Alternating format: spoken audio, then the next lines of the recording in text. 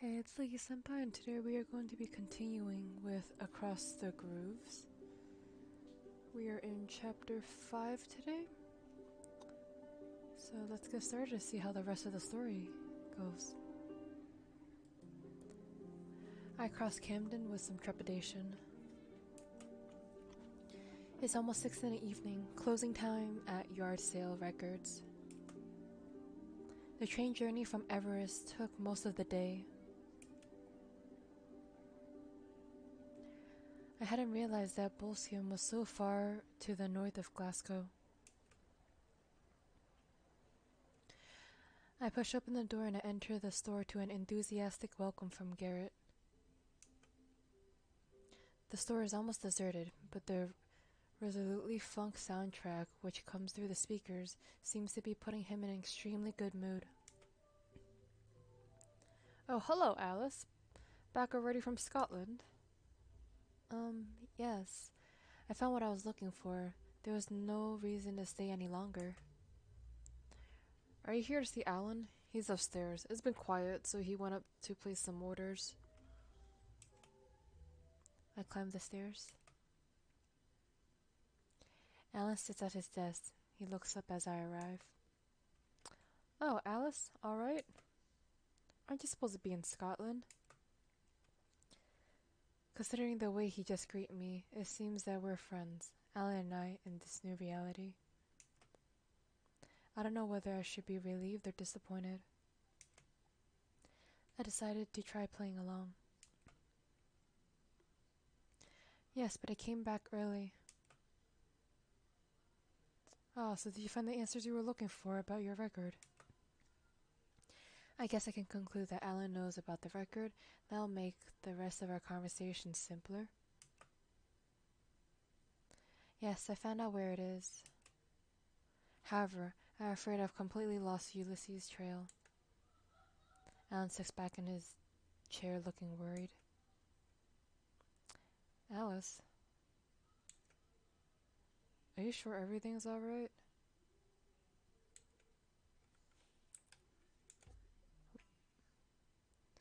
Yes, why are you asking me that? Because, how should I put this? Ulysses did, excuse me?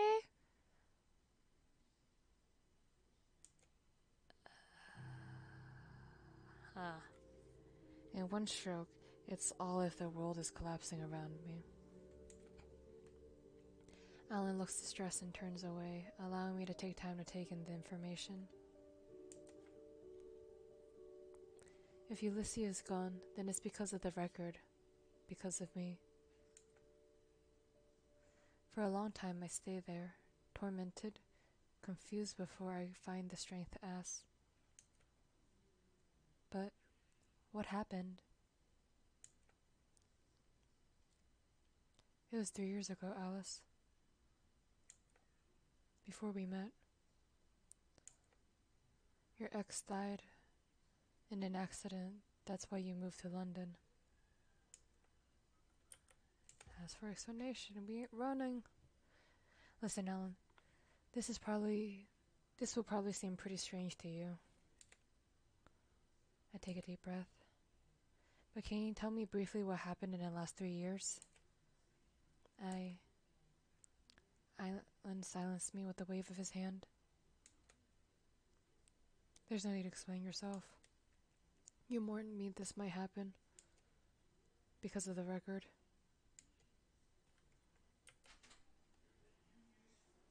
What do you know about the record? What do you know about me?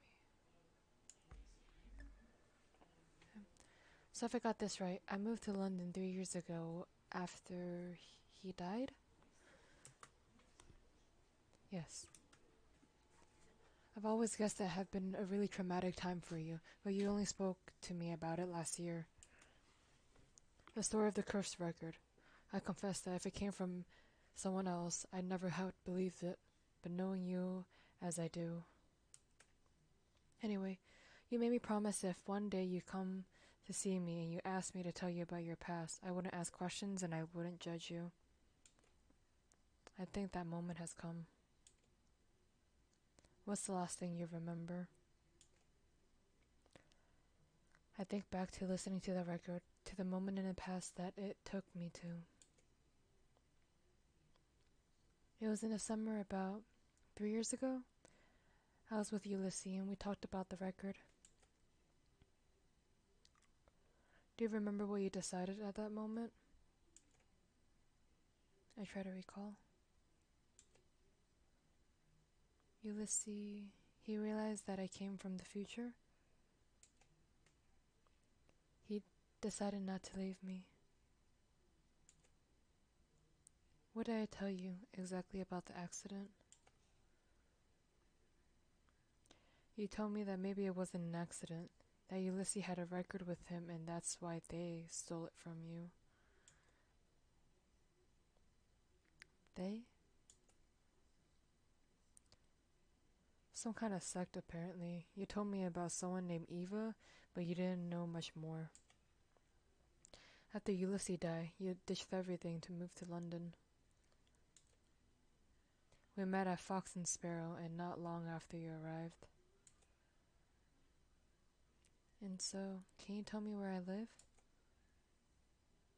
A little flat in Mayfair, not far from here. And where we... I'm not sure how to continue. Alan understands what I want to say and finishes my sentence. Were we together? When we met, I was still married. My marriage was already on the rocks, but messing around with someone else? No, that was out of question. When a divorce became final, we had a thing together for a while. But it didn't work out? No, to be honest, I think you never properly mourned your ex. I can't seem to wrap my mind around that idea. In this reality, Ulysses is dead. I'm sorry. It's really no problem. We tried and it didn't work. Anyway, as you can tell, we're still good friends. I decided to plow on before an awkward silence has a chance to set in. Right, so what do I do for work? You work in a clothes shop in Carnaby Street. I instantly understand how my clothes taste could have evolved so far from towards the colorful and eclectic. Oh, okay. Alan frowns. Are you disappointed by the answer?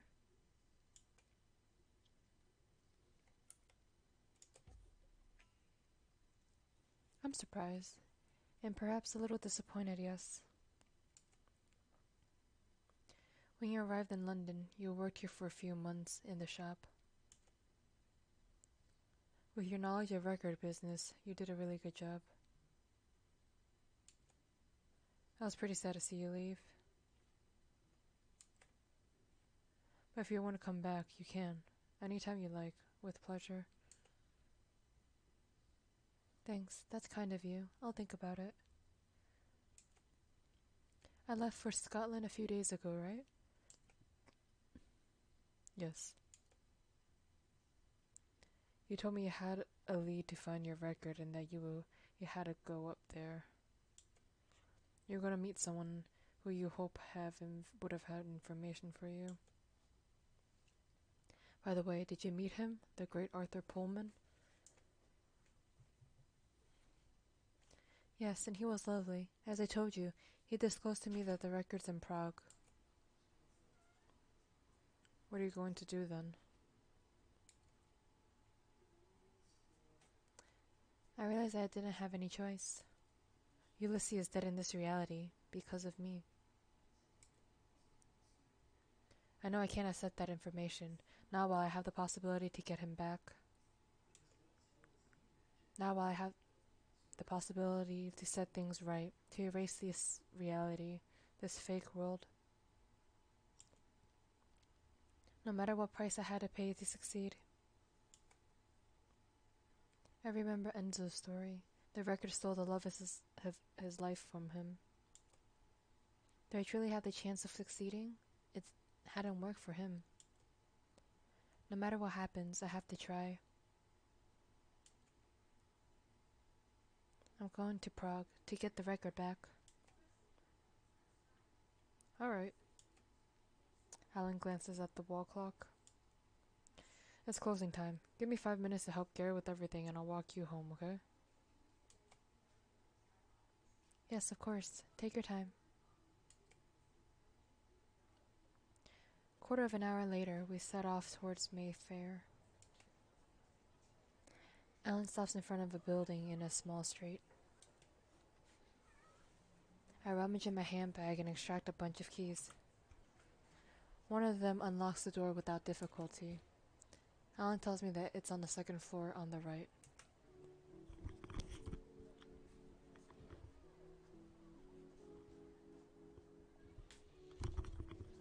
I give him a kiss goodbye, then push open the door and climb the stairs up to my floor. I go into a little London studio apartment. Considering the price of the property in this city, I wasn't expecting to be living in a loft. What strikes me, though, is that the apartment seems to be completely soulless, a ghostly reflection of a life which hasn't truly been lived. Apart from the clothes rack in the corner of the room, which overflows with colorful garments, and a large poster of Bjork above the couch, this place seems strangely impersonal. Something ineffable reminds me of the apartment I shared with Jean-Baptiste in Bordeaux. But I chased that thought from my mind and opened the refrigerator, hoping not to find it completely empty. After a frugal meal and a long hot shower, I roll myself in a blanket on the sofa bed, which I can't be bothered to unfold, and let the weariness sweep me away. The day after first thing, I jump on the tube to Heathrow Airport, hoping my bank account in this new reality will allow me to pay for a London-Prague flight without too much difficulty. It's already late when the bus from the airport drops me off in Andal. The first flight I was able to find left in the early afternoon, with the time for the check-in and all the security checks. When you add an hour of travel by public transportation to get to the center, the winter sun has almost set when I started walking down the long avenue along the side of Petrin Park. Snowflakes begin to spin gently down as I turn into a small street on the right to enter the heart of Malastrana, the lesser town, which faces the old town across the river. The Wren's mansion is a great 19th century with a classical-inspired colonnade facade. On the frontispiece, embossed in gold, Greek letters spell out the words, "For all to see." I have two options. I could try to direct approach to ask to talk to Eva and try to convince her to let me listen to the record. Or I could try to get into the building and hope to find the record in the record player before the occupants detect my presence. In both cases, my chance of success looks pretty slim. Enter discreetly. We ain't that bold today. I decided to opt for stealth. I can't see myself getting what I want by pushing open the door and requesting it from Eva, especially when I have nothing to negotiate with in return.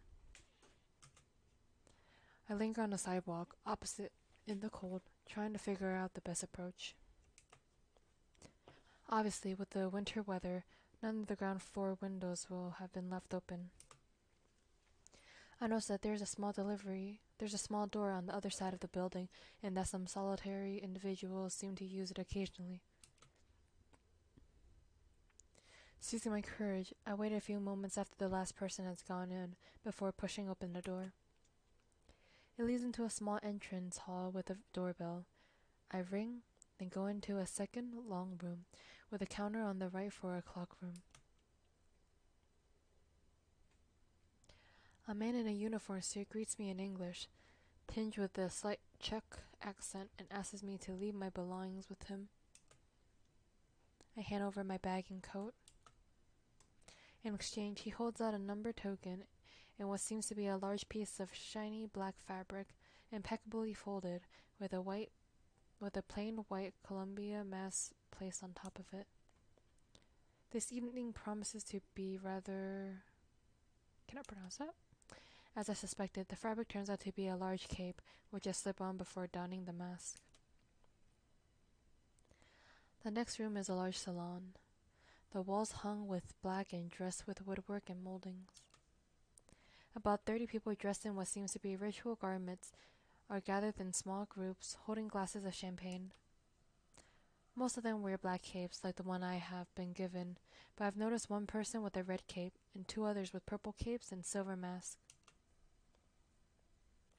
Probably to distinguish their ranks within the organization. There's one person who seems alone in the corner of the room. I could use her isolation to try to glean some information from her. Start a conversation. I approach the cape figure. Although the mask hides a larger part of her face, the wrinkles around her mouth suggest that she is an older woman. I try "good evening" in English, to which she responds in an unmistakably Northern American accent. I saw you were alone too, and I said to myself that you probably appreciate some company. Oh, thank you, sister. That's very kind. She holds out her hand. Ruth. I shake it. Alice. I just flew in from Toronto. I'm afraid I'm completely jet-lagged. I hope this extraordinary council is worth it. I haven't realized that the lodge had members all over the world. Oh, I'm sure you won't regret your journey. Do you think so? In Ernest Lorenz Day, they gave us more than 48 hours notice before a council. Since his daughter's been in charge of the lodge, everything's going to hell in a handbasket. I felt a hand on my shoulder. I turn. A man, his costume now removed, looms over me. He speaks in a calm but firm voice, his English tinged by an East European accent. If you will follow me, Alice. Oops, my discreet approach has failed. I take a moment to weigh up my options. I got no plan B. I don't think kicking up a fuss would help me here. The man appears to understand what's going through my head because he adds, "Don't be a fool, Alice." I let out a sigh. Fine. I allow him to escort me upstairs. As soon as we are out of sight of the other lodge members, he catches hold of my cape and pulls it off roughly. Your mask, please. I obey. We take one corridor, then another, before entering a large office. Eva sits on the other side of the room, writing on a sheet of paper. The record is next to her on the desk. She stops writing. Ah, thank you, Jacob. I don't know what you hope to accomplish, Alice, but we spot you while you were contemplating how to enter the building.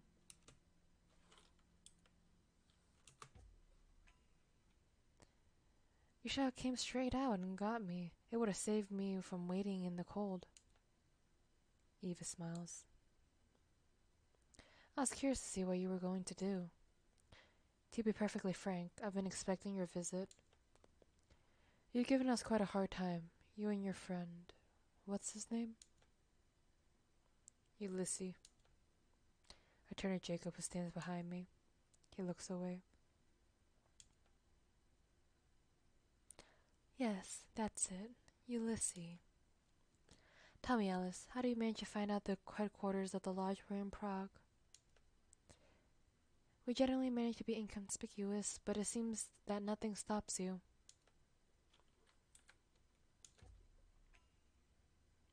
Look, that's none of your business. I didn't come here to tell you about the schemes I had to use to find you. Very well. In that case, let's get to the point. I don't know how familiar you are with the technicalities of our Brotherhood's mysteries, so I'm going to try to explain things simply and precisely to you. As you can imagine, I'm a very busy woman, and you haven't chosen the best time to grace us with your presence. It's been brought to my attention that one of our brothers, Jacob Novak here, is responsible for the accident which cost your partner his life in the last emanation. I suppose that your presence here, as well as your renewed determination to steal the corals from us, is very certainly linked to this tragic death. Is it not? I choke back an answer, choosing to stay silent and let Eva reveal her intentions. She lets out a sigh. Very well. I can see right through you, Alice, as you are transparent as water.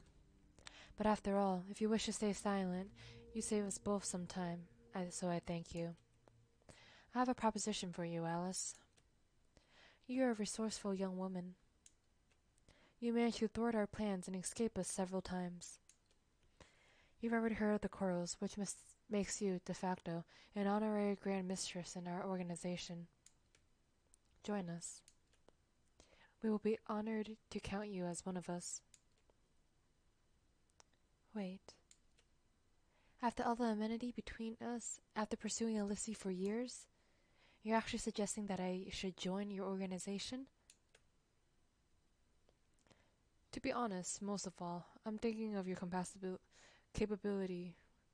your capacity for causing trouble. Of course, if you accept, you will have access to the corals as much as the other members who have reached the rank of master within the lodge. And if I refuse? If you refuse, then I will ask Jacob to escort you to the door, and I'm afraid we just have to put up with your troublemaking capacities. I can feel Jacob becoming restless behind me. It would appear that Eva's attitude is making him uncomfortable. I take a minute to weigh the pros and cons. Eva seems very sure of herself. She has a record, and she believes herself to be in control here. I mean, I think she is, 'cause she has a record.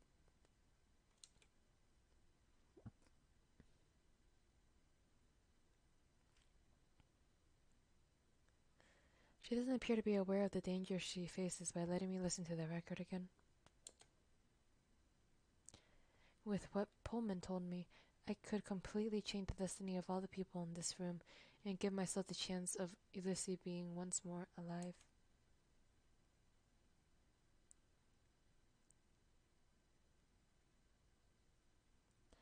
By doing that, I know there's a strong possibility that I'll find myself in a completely different reality from everything I'm familiar with.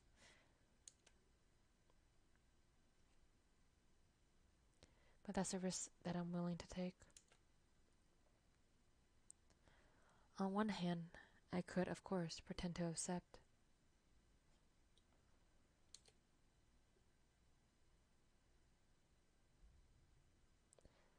But I mustn't seem too enthusiastic about it if I don't want to alert her suspicion. On the other hand, I could also try to negotiate by promising to stop annoying them if she lets me listen to the record one last time.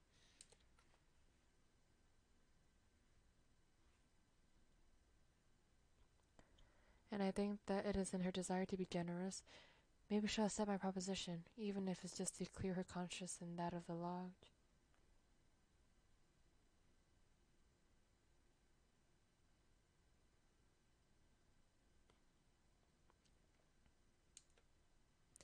Eva waits patiently for my answer.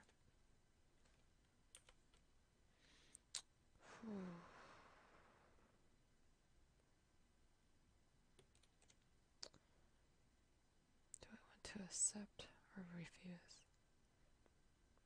So she could either join But if she joins...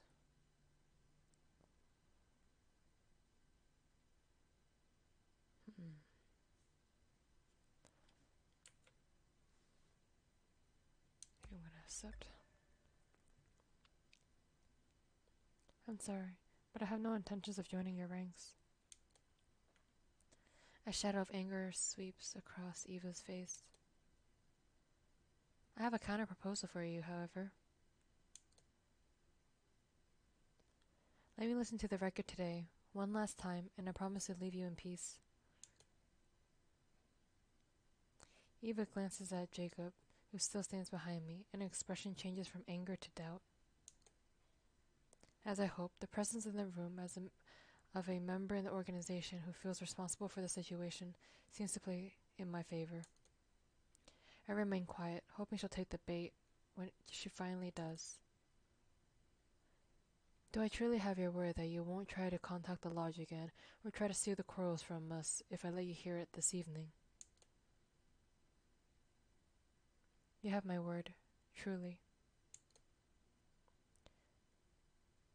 She allows herself some thinking time.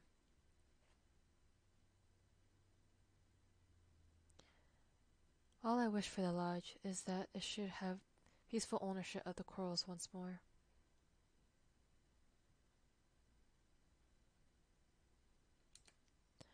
But in my role of sovereign protector, I cannot go against the principles of our brotherhood.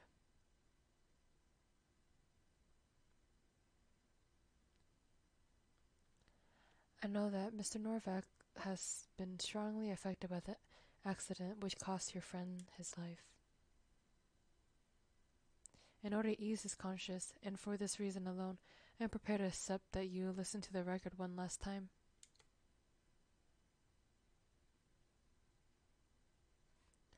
In turn, I ask you to give me your word that I will never hear from you again after this evening.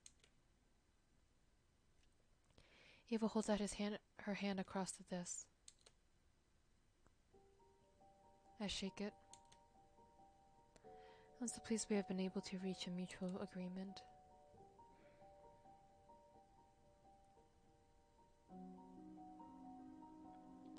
The lodge has detested violence since it began, as perhaps you know. She looks up at Jacob, who still stands behind me.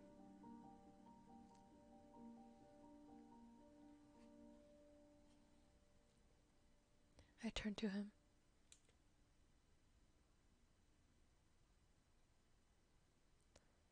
Alice, I am truly sorry for the accident which cost your friend his life. I sincerely hope that the quarrels places you in a place which you can find him again.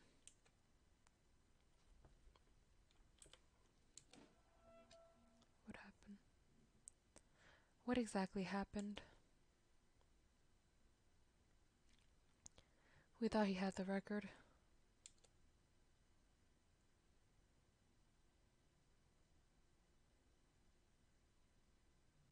We confronted him to get it back. He tried to run. He was hit by a car.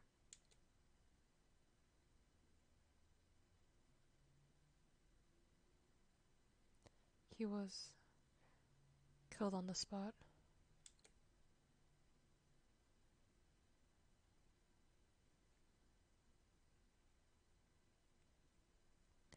It was more than 3 years ago, but I still think about it every day.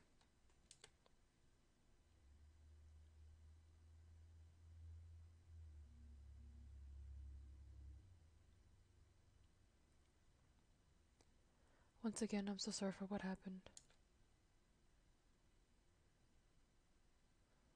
Let's hope the record gives him back to me.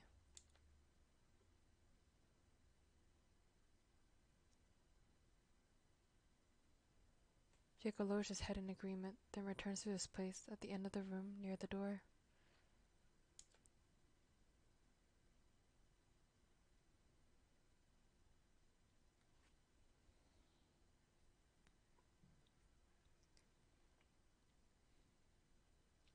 Eva checks her watch.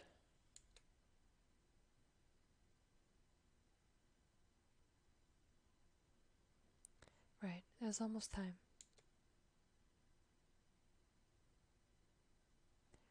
I'm going to have to get ready to host the council. Jacob will accompany you to the prayer room. Given the somewhat strange circumstances of your presence here, you will hear the chorals at the very end of the ceremony.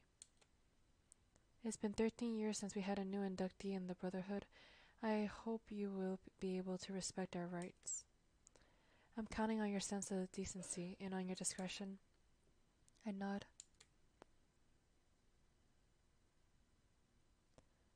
Very well, I thank you in advance.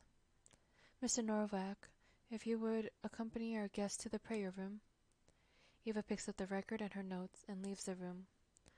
Jacob and I follow her out.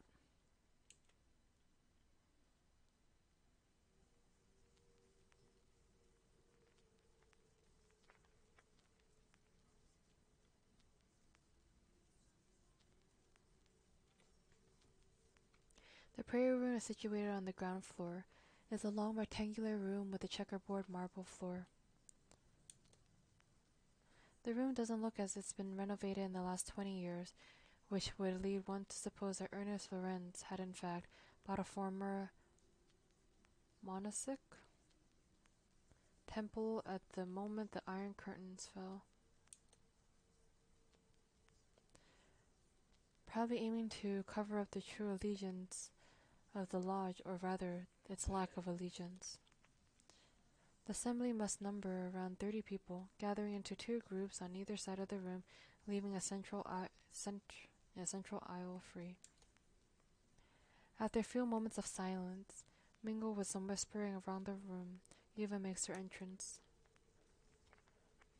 She walks with a measured step to the other side of the room, mounts a platform there, and addresses the assembly in a strong, clear voice. My very honored brothers and sisters, I must thank you for coming, so numerous, and some so far in such a short time. I would not have convoked you to this exceptional council if I didn't have excellent news. Since the death of our sovereign protector, Ernest Lorenz, we have moved heaven and earth to find it. Today, it gives me great joy to tell you that the Koros has finally been returned to us. After a long crossing of the desert, the lodge will finally be reborn. All of you here, the most loyal, you have kept your faith in the Brotherhood, in the teachings of my father, and my government as a second sovereign protector. All of you will be rewarded, when your time comes, by the knowledge of Koros. She holds out a hand towards us. For this first time in 13 years, we have two beneficiaries, our brother Jacob, who joined the lodge a little over 10 years ago, and our brother Alexander, who represents the new blood of our organization. Both have been instrumental in the recuperation of the Koros, and the Grand Council has decided to reward them for their devotion to our cause.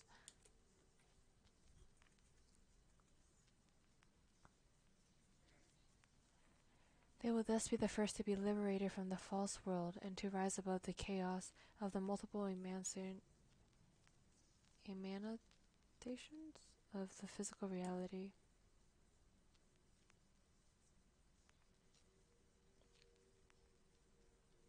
Jacob stands up, approaches Eva, and then sits on the throne. Eva places the record on the turntable, while Jacob removes his cape and puts the headphones over his ears. Brother Jacob, are you ready to no longer be the slave of the false creator, to take yourself from the false world, to receive the light of knowledge? Yes, Sovereign Protector. Eva switches on the turntable. The room fills with sparkling reflections. Then, when the needle of the turntable reaches the central groove, everything returns to normal. Jacob takes the headphones from his ears. There is something subtly different about him. Perhaps his stubble was a little less closely shaven, or maybe his hair was just slightly less peppered with gray. Or maybe it's something in his posture. The assembly applauds as he rises and goes to sit on the left of the stage with the two people who wear the purple cape. The ritual repeats itself for my other neighbor, Alexander. Once again, the strange simmering in the air, which stops when the record ends. It's Alexander's turn to go and sit on the left, next to the initiates. Then Eva speaks again.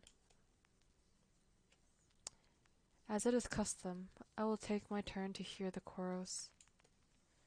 As sovereign protector of the lodge, my role is to perpetuate our community and to make it grow. This is why I'm going to make myself place the lodge in the most available location, I guess, as the great masters present here will testify on my return. Eva sits, puts the headphones on, and starts the record. For the third time, the air begins to vibrate with glittering particles. This time, the room also seems to change. Heavy velvet drapes appear on the walls, the furniture becomes more opulent. When the record ends, the assembly applauds, and the room, which was half empty, is now full, suddenly holding a multitude of new caped initiatives. For the first time, I am fully conscious of the danger the record represents put in the wrong hand. If Eva is as ambitious as Arthur Pullman believes, the lodge could quickly concentrate so much wealth and influence that she could become uncontrollable. She lays the headphone on the table, and I notice her hair has grown, intensifying her air of great pagan priestess. Before closing this council, I would like one last person to hear the chorus.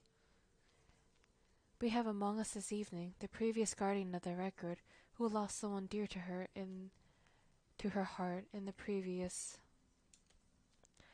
The Board of Masters and myself, sovereign protector of the lodge, have decided, in our benevolence, and as a gesture of peace and harmony, to authorize this person to control the whatever one last time. In return, she has promised to no longer meddle in the affairs of our brotherhood, and to keep to herself, sub rosa, the mysteries that she has observed. Eva gestures me to approach. Alice, if you will take your place. I sit on the throne and place the headphones over my ears. Then I start the record. A guitar note pierces the air, almost feedback. The eyes of the assembly are fixed on me. Sparkling reflections emerge. I look at Eva one last time. She stares back, impassive. The light twists and knots. I turn my gaze inward, searching for Ulysses.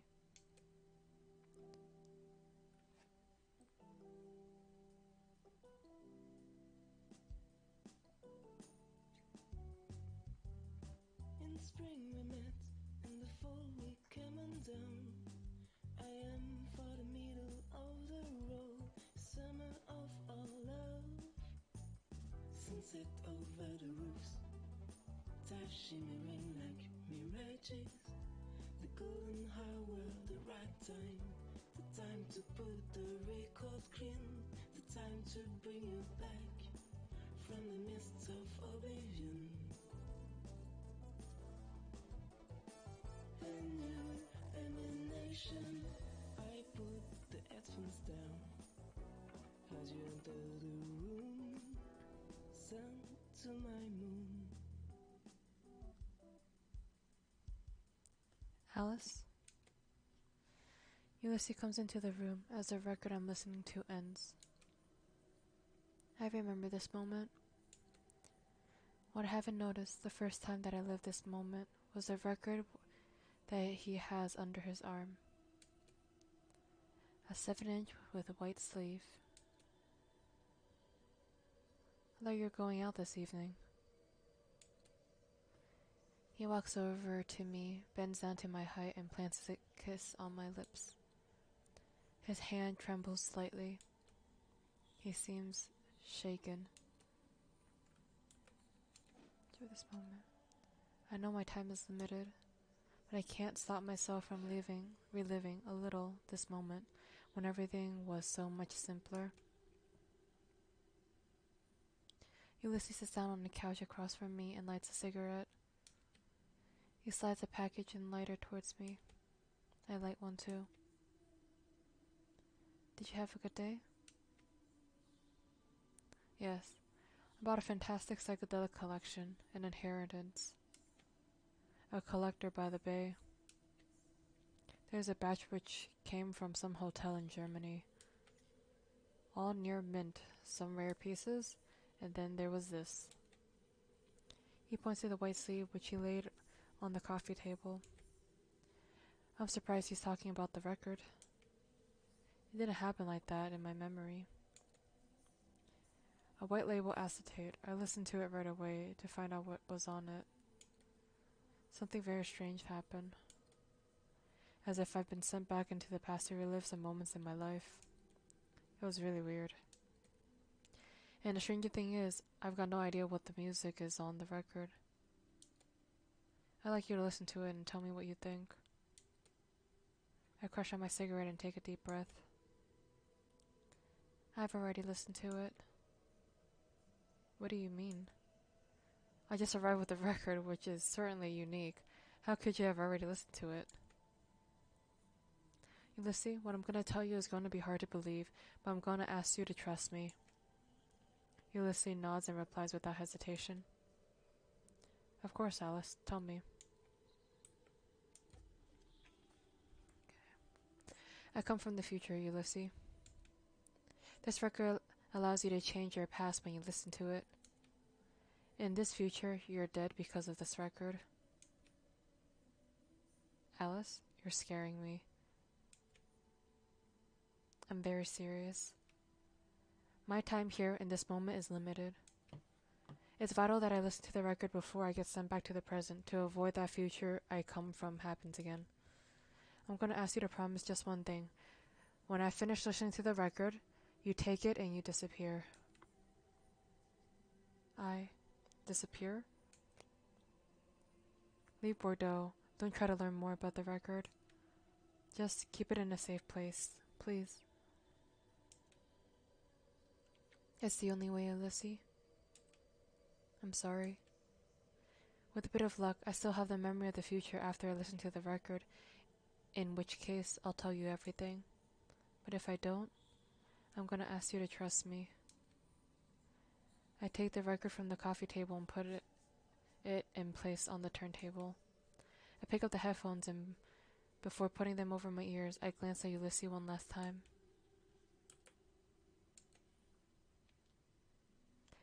I lay down the headphones and go over to Ulysses to take him in my arms tight.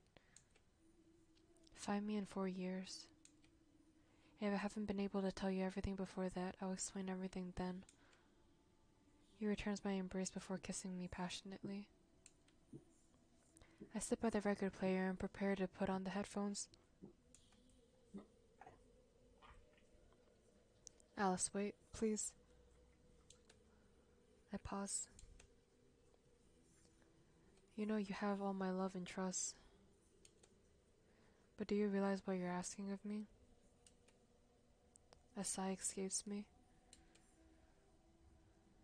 Ulysses, I'd like to have the time to tell you more, to tell you everything.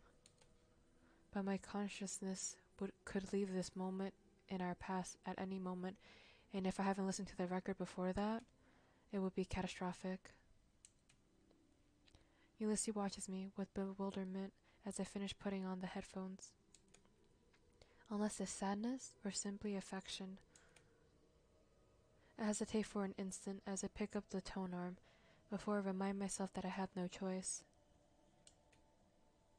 I don't have the right to hesitate, nor to change my mind. I don't want to let evil have the record. I want to make it as likely as possible that Ulysses will still be alive in my new presence, even if it's at the expense of my reality, of my identity. I take a deep breath, then, with a renewed determination, I place the needle in the groove. The music hits me and engulfs me like a wave of sound. The living room of our little apartment gleams as though filled with underwater sunlight. The air vibrates with the sonic surf which submerges my consciousness.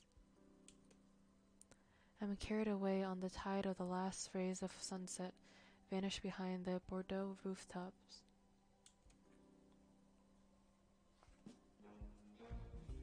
Moon devours the sun, a sonic wave engulfs me as a drone in the mists of oblivion. I sacrifice my whole self on the altar of your survival. Lost and found, my soul is torn in pieces until nothing remains. My old self is lost. I laid bare before the creation. Someone is by side, asking for my affection, to share the days, to share the nights of my new reality. That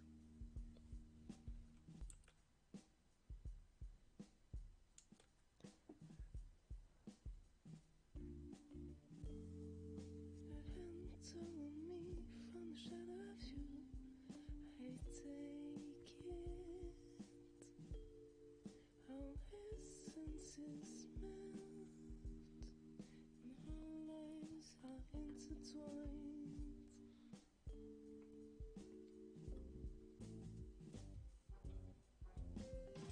The wave crashes on the shore of this alien world, and your imagination, and as the sun retreats, I see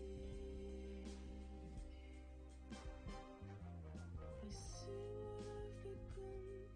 I slip into her like in blood. The old Alice is lost, nowhere to be found. I embrace my new destiny.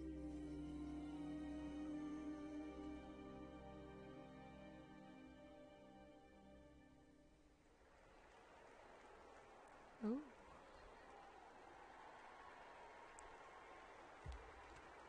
I go back into the stage with the band for the final ovation. We've done 2 current calls, like every Saturday night. I've been singing in this cabaret in Saint Germain for 2 months. Tonight was the final performance. I got a few weeks vacation before starting rehearsals for the next show. I take a final bow to the audience as a red curtain closes, then I head for my dressing room. 6 months. 6 months has passed since Prague. Life has returned to its course. At least, another life. No news of Ulysses, of Eva, of the lodge. I gave up on all that fast. I allow myself to be absorbed by my new life.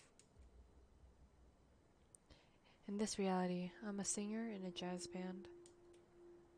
I hardly have time to sit down and draw a breath before there's a knock on the door. I call for them to come in. Patricia bursts into the room before I've even finished speaking. She takes my face in her hands and kisses me hungrily. My treasure, you were fantastic. Really? Did you like it? It was wonderful, superb. I thought you were even better than the last time I came. What a shame it's the last one. It's been 3 months, counting rehearsals. A bit of rest will do us both good, don't you think? Patricia sits on the chair opposite mine. But I got the antique furniture fair next week. Are you sure you won't be bored? I smile. Oh, don't worry about me. Anyway, I was planning to keep you company at your stand. There's another knock at the door. It's Louis, the pianist. Hey Alice, we're going to grab a bite at the Dwarf Magots. Do you want to join us? I turn to Patrice, she gestures that it's okay.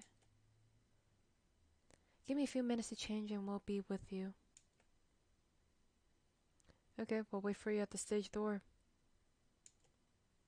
Patricia stands up. Just a second, Louis. I'll come out and have a cigarette with you while Alice gets out of her stage clothes. Oh, Alice, before I forget. Patricia rummages in her bag. This arrived for you in the mail this morning. She puts the postcard on the dressing table. Thanks, I'll be with you in a minute. I immediately turn my attention to the postcard. Ancient ruins overlooking a turquoise sea, caption Mykonos? I turn it over and instantly recognize Ulysses' disjointed handwriting. Alice. We said we'd see each other in 4 years, do you remember? I'm in Mykonos. Can you meet me there? Ulysses.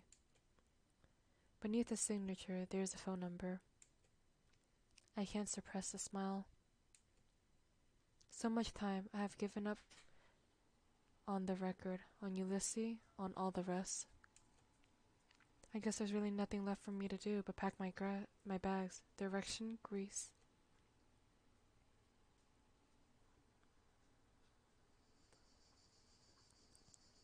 And the epilogue. And I can't pronounce that. The lane that climbs up towards the village is steep. The bus dropped me at the bottom, at the junction with the main road. The glaring light of the June sun cast the terrain of the island into stark relief, and the last few hundred yards left for me to traverse seemed almost monumental to my eyes. I stopped for a while in the shade of an olive tree. The white plaster houses are sharply etched against the ultramarine of the Greek sky. The quiet is absolute, punctuated only by the cries of seagulls and the buzzing of insects. I start to climb again. The main street leads to a shady little square. On the northern side, a cafe with an awning. I go over. On the left, a group of old men sit around a table playing cards, cigarette hanging from the corners of their mouths. On the right, a young woman drinks her coffee as she reads the local paper. Further away at the back, Ulysses watches me arrive. I walk over to him, trying to control the galloping of my heart. Not sure how I should behave, how I should greet him after all this time. Go hug your man. I bend down and kiss him on the cheek. He seemed a little startled, but says nothing. Did he expect more affection? Did he expect more reserve? I can't tell. I need closure with this Ulysses, this man who I used to know like the back of my hand, and I need to face the fact that we have become different people. Not knowing what to say, I smile shyly. He smiles back at me, and relenting, he breaks the silence. Alice. It's my turn to acknowledge him, to affirm that I know who he is as he's done for me. Ulysses? Thank you for coming. He raised his hand to attract the attention of the waiter near our table. A few minutes later, they bring us a bottle of raka and a carafe of ice water. Ulysses takes a mouthful and lets out a long sigh. I don't know where to begin. I dreamed this moment for so long when we finally find each other after all our wanderings. And now, when you're finally here, right in front of me, I can't find the words.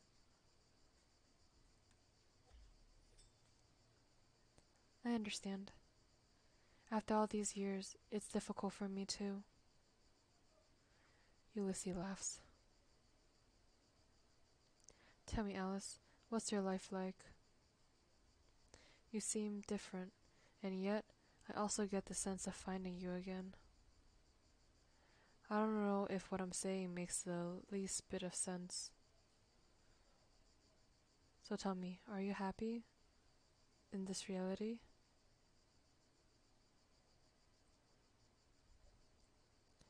I don't know, Ulysses. The record took everything I knew and turned it upside down. I need time. I'll need time to find some balance, some stability. I promise you I did everything I could to spare you. I sacrificed our relationship though you could be free of the record, but in the end, it didn't work. What do you mean, you sacrificed our relationship? Ulysses takes a deep breath. In the original reality, we were together, we were happy. You were in a band and you helped Mark and me in the store when you could. And we'll continue. I tense up as I realize what Ulysses is telling me. Somewhere deep down, I had already suspected this. I decided not to interrupt, to let him go on. That damn record came into our lives and turned everything upside down. We wanted to understand what it was, where it came from. We followed up the leads together. First Paris, then the Commune in Bavaria. We were in London when it happened. We were preparing to go up to Boleskine to meet Arthur Pullman. That's where the lodge caught up with us. I was scared. I wanted to protect you. I went back to the past and I changed reality. I put you somewhere safe, in the world where you never heard of the record.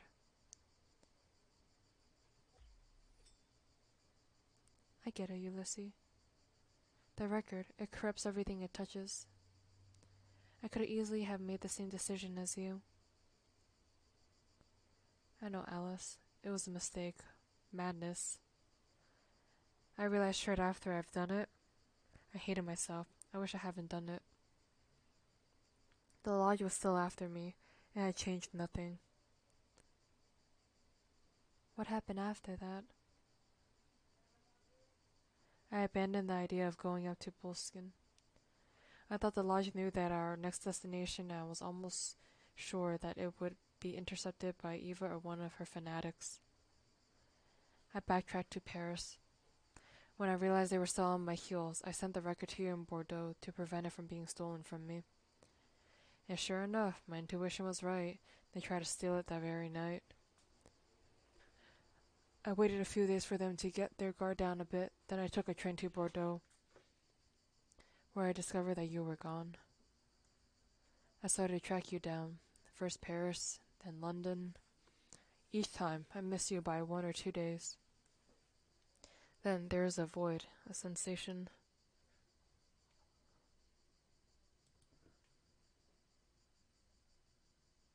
Dang it. It seemed to last an eternity, or perhaps a second. I don't really know what happened. When I regained consciousness, I was here in Mykonos with the record in my suitcase and the right memory of the precise moment in the past where you arranged to meet me in 4 years. What did you do after that? It took me some time to find my feet. I was at the other end of Europe. I tried to understand what had brought me here. Then I tried to find you, and that wasn't a mean feat from Mykonos with my limited finances. You got my postcard, I got your phone number, and now, here we are. Right, now it's your turn to tell me. I got a feeling that your adventures have been even more exciting. I take a breath and then I tell him everything, from the beginning, all in one go. Bordeaux, Jean-Baptiste, who I haven't thought of in months. The record, Paris, then London, Patricia, then Glasgow, listening to the record again, Arthur Pullman, discovering Ulysses' death in the new reality, Prague, finally, my new life. He listens carefully without interrupting as the sun descends little by little towards the sea, lengthening the shadows beneath the awning. Then I stop talking. Ulysses takes a moment to take on board all this new information. So I was dead and you brought me back to life by changing the past? Yes. Now I understand the sensation of emptiness when I had trouble shaking off when I woke up here in Greece. By the way, you haven't told me why you asked me to meet you here specifically. Wouldn't it have been easier to meet in Athens or at least near an airport? Ulysses gives me a roguish smile. There's something I wanted to show you. Come on. He stands up, picks up his fat hiker backpack, which leans against the table leg, and slips it on. Then he digs a few coins from his pocket and drops them on the table to pay for our drinks. We cross the village in silence and go down the road towards the coast. After several hundred yards, we reach the site of an archaeological dig. Part of the evacuation site has been covered with tarpaulins. Another part suggests the remains of an ancient temple which had been built here a few millennia ago. Apparently, the site was only recently discovered. The dig had been halted because of budget cuts, and as we're quite a long way from tourist zones, it seems the authorities haven't taken the trouble to close the area off to the public. Come on. Ulysses beckons me to follow him. We go around the evacuation zone and then retrace our steps on the other side. Behind us, the sea sparkles below. From this point of view, we can see the frontispiece stones, which have been unearthed and which display some astonishing carvings. It's going to be that lodge, isn't it? The right side is missing, but the left side we can make out is a kind of chimeran, half woman, half eagle, which appears to guard the central part, which depicts a kind of music box. It's shaped almost... and can I pronounce that? Did you know that at the start, in mythology, the sirens weren't fish women, but birds with the torso and face of a woman? I turn to Ulysses. Which means that... He smiles at me. Yes. When you told me to flee 4 years ago, it would have seemed that I decided to go in search of the origins of the record. But not the origins of our plastic disc, the true origins.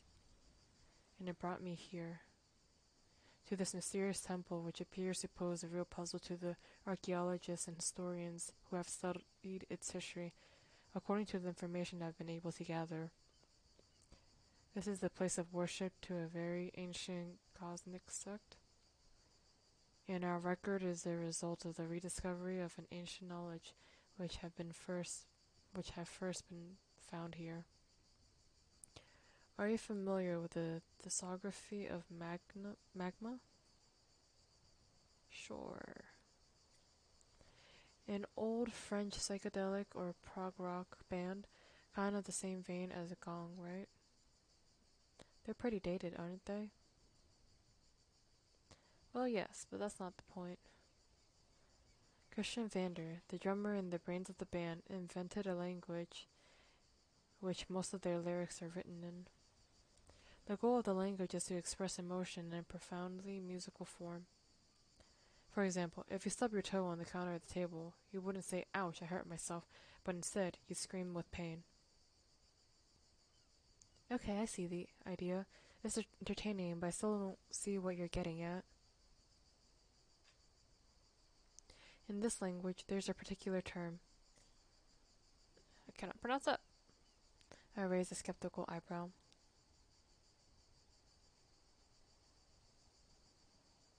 Yes. Still a word I cannot pronounce. What Vander wanted to convey with the term is the idea of a perfect note at the perfect moment.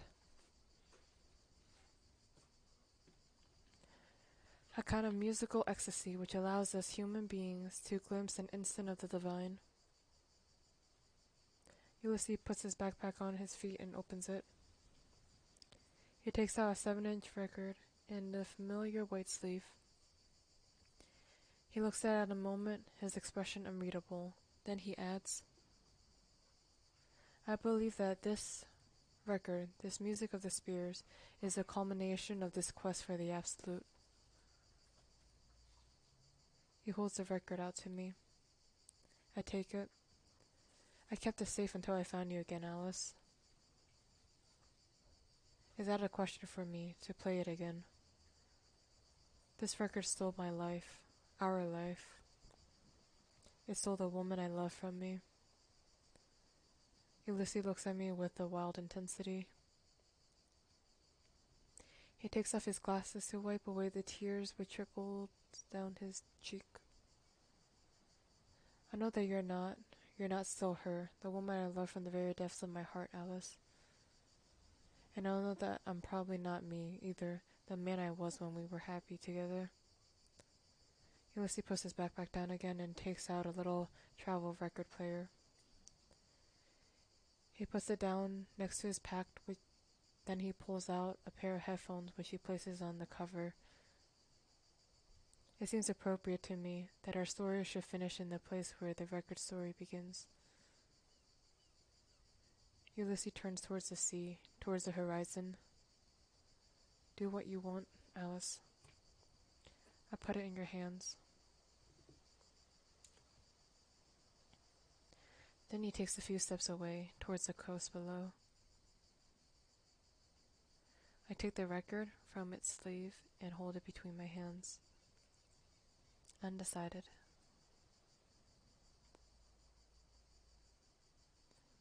We're gonna destroy it. I place the record on the ground, and with one thrust of my heel, I shatter it. No divine justice strikes me down. Just the golden light of the setting sun. Ulysses has not turned back. He continues to look out to sea. Behind me, the lane leads back towards the village, towards the city, towards my life, towards Patricia's. Before me, Ulysses. Perhaps the rebirth of a destiny in shreds. Or at least the promise of something like that.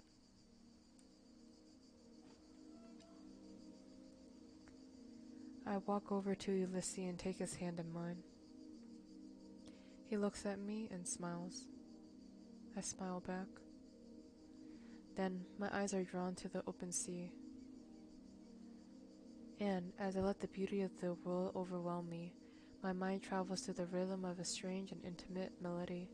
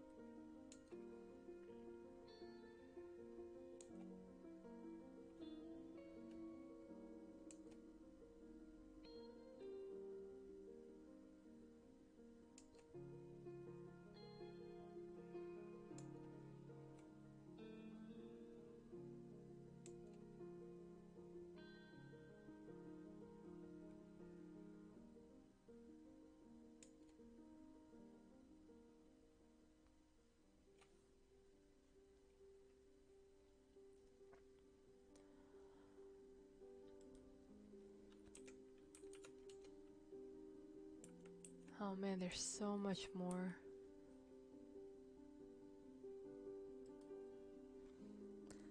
So I feel like I will most likely replay this game again just so I can get the rest of the achievements. All these do look pretty interesting.